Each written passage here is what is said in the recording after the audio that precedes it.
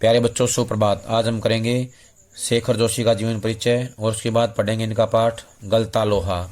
तो देखें इनके जीवन के बारे में। शेखर जोशी, इनका जन्म सन 1932 अल्मोड़ा उत्तरांचल में हुआ। इनकी रचनाएं हैं कोसी का गटवार, साथ के लोग, दाज्यू, हलवाहा, नौरंगी बीमार है, ये कहानी संग्रह हैं। एक पेड़ की याद, ये शब्द चित्र संग्रह है। सम्मान मिले हैं पहल सम्मान इनको प्राप्त हुआ है। पिछली सदी का 6वां दशक हिंदी कहानी के लिए युगांतकारी समय था। एक साथ कई युवा कहानीकारों ने अब तक चली आती कहानियों के रंग ढंग से अलग तरह की कहानियां लिखनी शुरू की और उन्हीं में प्रसिद्ध नाम है शेखर जोशी का। शेखर जोशी भी उन्हीं कहानीकारों में आते हैं जिन्होंने ये आंदोलन चलाया था, नई कहानी आंदोलन।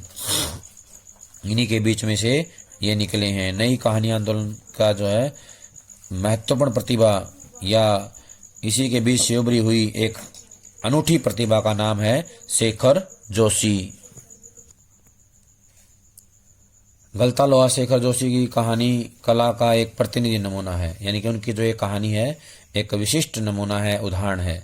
समाज के जातिगत विभाजन पर कई कोणों से टिप्पणी करने वाली यह कहानी इस बात का उदाहरण है कि शेखर जोशी के लेखन में अर्थ की गहराई का दिखावा और बड़बोलापन जितना ही कम है, वास्तविक अर्थ गांभीर्य उतना ही अधिक है। लेखक की किसी मुखर टिप्पणी के बगैर ही पूरे पाठ से गुजरते हुए हम यह देख पाते हैं कि एक मेधावी किंतु निर्धन ब्राह्मण युवक मोहन किन परिस्थितियों के चलते उस मनोदशा तक पहुंचता है जहां उसके लिए जातीय अभिमान बेमानी हो जाता है। सामाजिक विधि निषेधों को ताक पर रखकर वह धनराम लोहार के ऑफर पर बैठता ही नहीं, उसके काम में भी अपनी कुशलता दिखाता है। मोहन का व्यक्तित्व जातिगत आधार पर निर्मित झूठे भाईचारे की जगह मेहनतकशों के सच्चे भाईचारे की प्रस्तावना करता है, प्रतीत होता है, दिखाई देता है, मानो लोहा गलकर एक नया आकार ले रहा है। कहने का आशय है कि मोहन का जो मन बदलाव हो रहा है, परिवर्तित हो रहा है जातिवाद को लेकर के, उसको कवि ने लोहे के गलने का नाम दिया है। लोहे का गलना मतलब होता है कि हमारे मन में दृष्टिकोणों का बदलना, नए दृष्टिकोणों का पनपना। अब हम शुरू करेंगे पाठ गलता लोहा। मोहन के पैर अनायास होता है अचानक, अनायास ही शिल्पकार टोले की ओर मुड़ गए। शिल्पकार होता है हाथ का काम करने वाले, लोहार का काम करने वाले, या जो भी कोई भी कारीगर है उसको बोलते हैं शिल्पकार। जैसे खतिया काम करने वाले, लोहार का काम करने वाले, गड़े बनाने का काम करने वाले। समाज में जो भी व्यक्ति है, कोई भी काम करता है हाथ का, वो सभी आएंगे शिल्पकार। उसके मन में किसी कोने में शायद धनराम लोहार के ऑफर की वह अनुगूंज शेष थी। अनुगूंज होता है ध्वनि, ऐसी आवाज जो हमें सुनाई देती है बाद में, जिसे वह पिछले 3-4 दिनों से दुकान की ओर जाते हुए दूर से सुनता रहा था, यानी कि दूर से जाते हुए सुनता रहता था। धनराम लोहार अपनी दुकान पर काम करता था लोहे का, और उसकी आवाजें उसको सुनाई देती थी। निहाई पर रखे लाल गरम लोहे पर पड़ती हथौड़े की ठप ठप आवाज, ठंडे लोहे पर लगती चोट से उठता ठनकता स्वर और निशाना साधने से पहले खाली निहाई पर पड़ती हथौड़े की खनक, जिन्हें वह दूर से ही पहचान सकता था। निहाई होता है लोहे का ऐसा ठोस टुकड़ा जिसके ऊपर लोहा या किसी अन्य धातु को रख करके गर्म करके पीटा जाता है, वो होता है निहाई। लंबे बेंट वाले हसुए को लेकर वह घर से इस उद्देश्य से निकला था कि अपने खेतों में किनारे उगाई कांटेदार झाड़ियों को काटकर या काट छांट कर साफ कर आएगा। हसुआ होता है एक औजार जिसके द्वारा फसलें काटने का काम किया जाता है, यानी कि दराती जो है उसको बोलते हैं हसुआ। बूढ़े बंशीधर जी के बोते होता है नियंत्रण, उसके बस की बात नहीं थी। कि अब यह सब काम नहीं रहा। कहने का आशय है कि वंशीधर के नियंत्रण में अब उसके काबू में कोई काम ऐसा नहीं रहा जो वो कर पाए। यही क्या, जन्म भर जिस पुरोहिताई ने के बूते पर यानी पुरोहिताई के बल पर उन्होंने घर संसार चलाया था, घर गृहस्थी चलाई थी, वह भी अब वैसे कहाँ कर पाते हैं। यजमान लोग उनकी निष्ठा और संयम के कारण ही उन पर श्रद्धा रखते हैं, लेकिन बुढ़ापे का जर्जर शरीर अब उतना कठिन श्रम और व्रत उपवास नहीं झेल पाता। सुबह सुबह जैसे उससे सहारा पाने की नीयत से ही उन्होंने गहरा निश्वास लेकर कहा था, आज गणनाथ जाकर चंद्रदत्त जी के लिए रुद्री पाठ करना था, अब मुश्किल ही लग रहा है। रुद्री पाठ होता है भगवान शंकर की आराधना के लिए किया जाने वाला पाठ। यह 2 मील की सीधी चढ़ाई अब अपने बूते की बात नहीं है, यानी अपने बूते की नहीं है। बूता होता है क्षमता, ताकत, यानी कि अब उसके अंदर इतनी शक्ति नहीं थी, ताकत नहीं थी कि 2 मील ऊपर चढ़ करके जा सकें। एकाएक ना भी नहीं कहा जा सकता, कुछ समझ में नहीं आता। वो सोचते हैं कि हम एकदम से नाट भी नहीं सकते, मना भी नहीं कर सकते, और हमारे अंदर इतनी क्षमता नहीं है कि हम उसके काम को कर दें। तो वो थोड़ा चिंतित हो जाते हैं इसको लेकर के। मोहन उनका आश्चर्य नहीं समझता तो ऐसी बात नहीं, यानी कि मोहन ने उनकी बात को नहीं समझा, ऐसा नहीं लगता है। लेकिन पिता की तरह ऐसे अनुष्ठान कर पाने का न उसे अभ्यास ही है और न वैसी गति, यानी कि उसके अंदर ना तो कभी उन्होंने ऐसा प्रयास किया है, कभी कोई ऐसी प्रैक्टिस उन्होंने नहीं की है कि वो ऐसा कर सकें, और ना ही गति है उनके अंदर ऐसी जो है तेजी भी नहीं है कि वो सारा काम कर देंगे।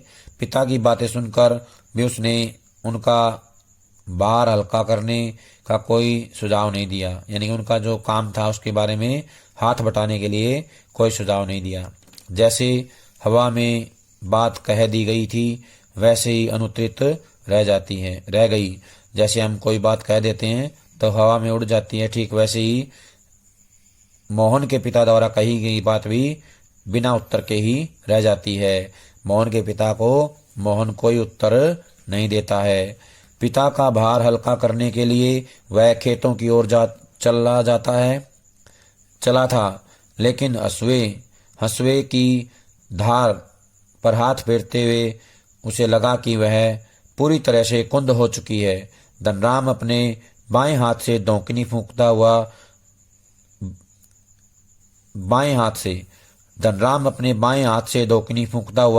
दाएं हाथ से भट्ठी में गर्म होते लोहे को उलट पलट रहा था, और मोहन भट्टी से दूर हटकर एक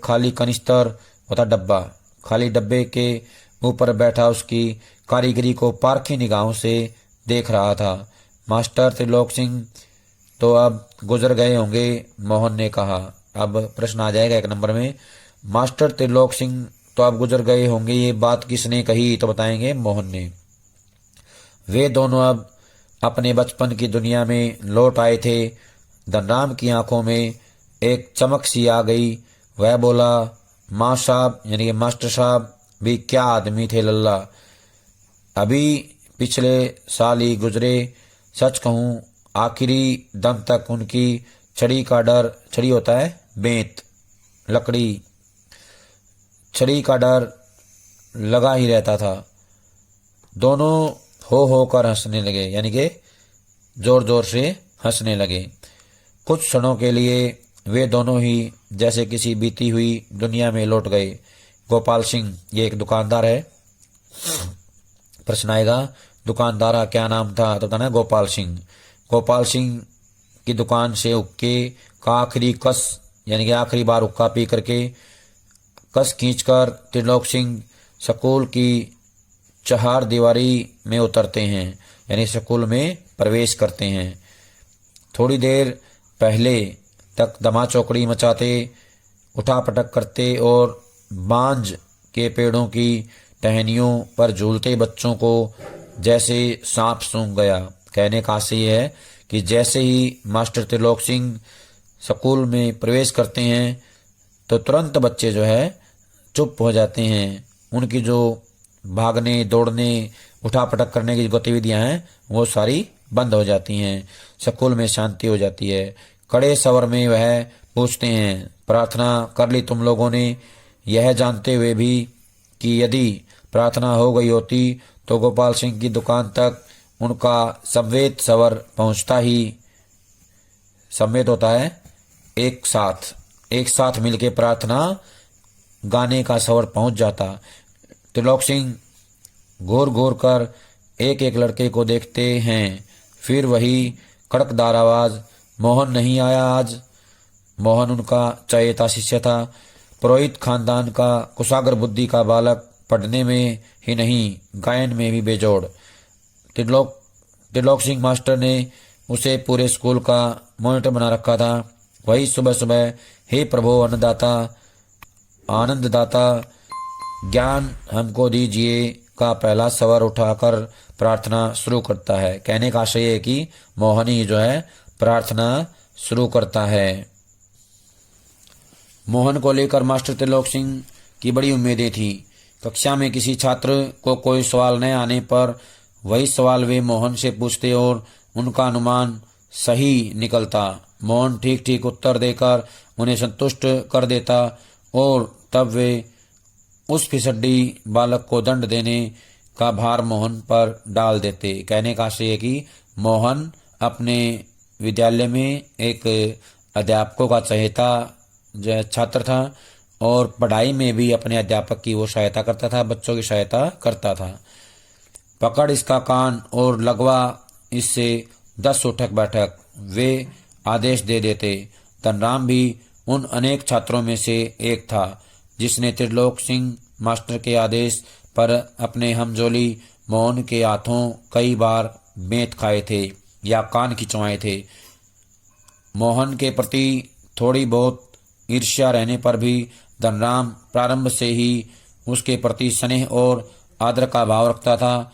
इसका एक कारण शायद यह था कि बचपन से ही मन में बैठा दी गई जातिगत हीनता के कारण धनराम ने कभी मोहन को अपना प्रतिद्वंदी नहीं समझा। कहने का आशय है कि धनराम एक लोहार का बेटा था और मोहन ब्राह्मण का बेटा था, इसलिए जो जातिगत अंतर है इसके चलते हुए भी जो है मोहन को जो अपना प्रतिद्वंदी नहीं मानता था।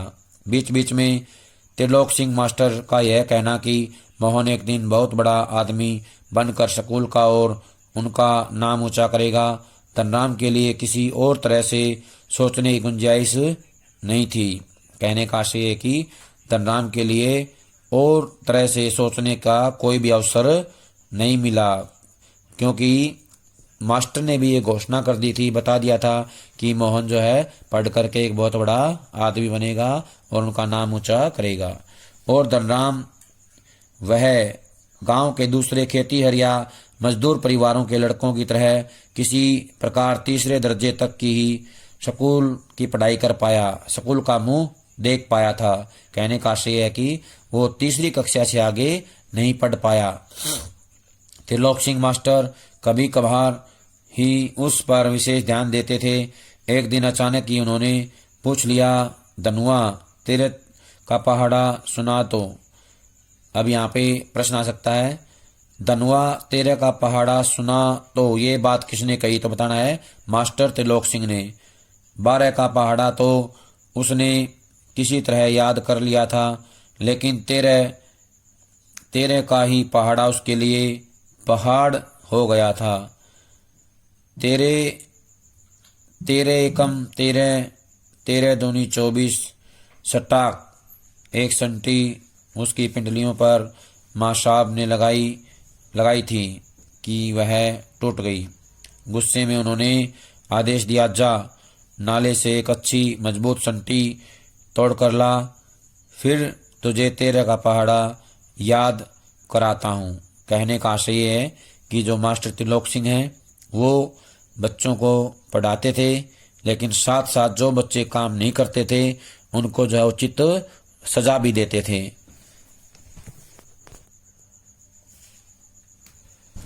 त्रिलोक सिंह मास्टर का यह सामान्य नियम था। सजा पाने वाले को ही अपने लिए हथियार भी जुटाना होता था, यानी सजा पाने का साधन। और जाहिर है बलि का बकरा अपने से अधिक मास्टर के संतोष को ध्यान में रखकर टहनी का चुनाव ऐसे करता जैसे वह अपने लिए नहीं बल्कि किसी दूसरे को दंडित करने के लिए हथियार का चुनाव कर रहा हो।